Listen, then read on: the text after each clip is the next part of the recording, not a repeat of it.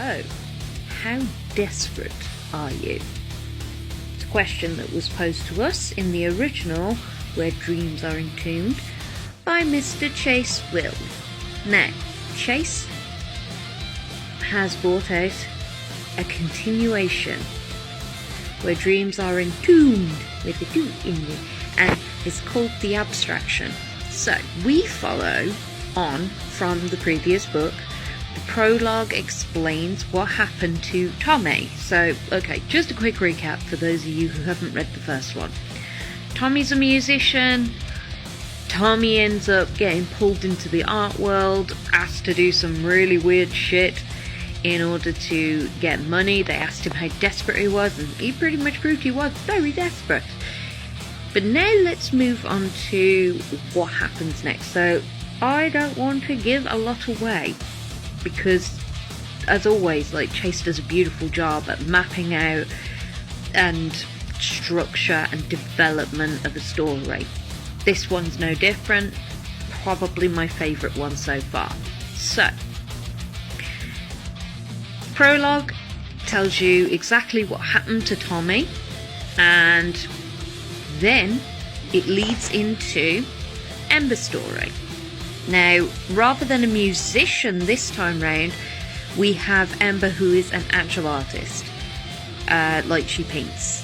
So she does portrait work, and in this story, she's pretty much in a very dark place because she's found out her boyfriend has cheated on her. She's found out that this girl is now seeing her bloke.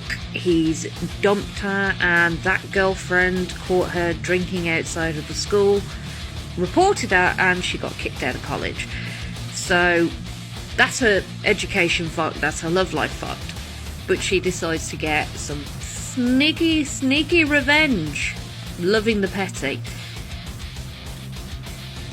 It's not over yet for Ember, because she then gets an invite into the art gallery. Now, if you've read book 1, you're like, oh, bitch, run far a fucking way. Instead, she decides, you know what have I got to lose? I haven't got an education now, I've just got my job at the supermarket, I'm still trying to figure out what to do next. I'll wing it, I'll go for this underground competition and see what happens. But she does one thing that Tommy didn't do. She brings a friend who's called Julie, and Julie is lovely, and I've got nothing but respect for Julie, because, like, the bond between her and Julie is like, Julie is her Sammy, is the best way to describe it. Now, if anybody actually does follow my work and what I write, they will know that that is the highest commendation you can get if you have a Sammy. I mean, the woman is the main character in my books, for not just for any fucking reason except the fact that she's amazing and my best friend. Anyway, shit goes down at the gallery. Of course, Avarice is there, and I honestly thought this was all played out by Avarice, but it turns out that there's somebody else behind Avarice doing the sneaky planning of this entire setup to get Ember.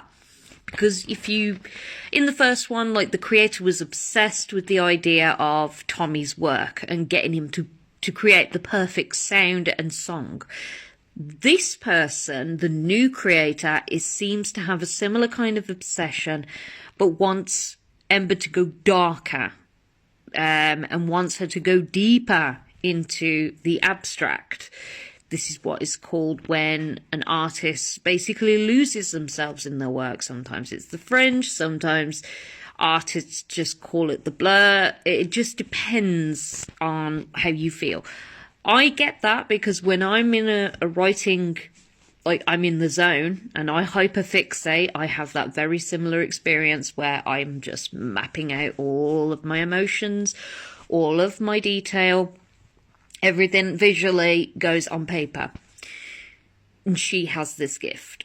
And the creator fucking wants that gift. So, is it as gory and messed up as book 1? Oh yeah! Oh yeah, I would say it is, and I would say it goes a little bit more further in the terms of psychological manipulation, because they really do tear her down. Ember is manipulated in such a way that she starts to doubt her own ability. She starts to think to herself, am I actually good enough? Am I good enough to be an artist?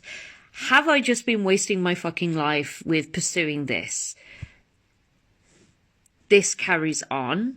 Somebody comes into her life that brings her the little bit of comfort and kind of claws her back from the edge. But the humiliation and the need to validate her feelings and validate her unique talent and the way that she does her art, that external validation, that deep need that's just like burrowing away inside her, that is what they were using. That's her weakness. That's what they're trying to exploit, and it works to the point where even the little voice in the back of the head that's telling her to be cautious, be careful, to do her research, to be on her guard, fucks off. Like, disappears. Because the manipulation, and it is so strong, I didn't see what was coming next. So Chase did a brilliant job at like pulling the wool over my eyes. I didn't see at all this coming. And I was like, bloody hell. And then there's more twist. And then there's another fucking twist. And then there's so many twists and turns, it becomes an abstract painting. Because there's so much going on, and it's only when you look at it again and reread it that you realise you missed something the first time round. And then you see something completely different.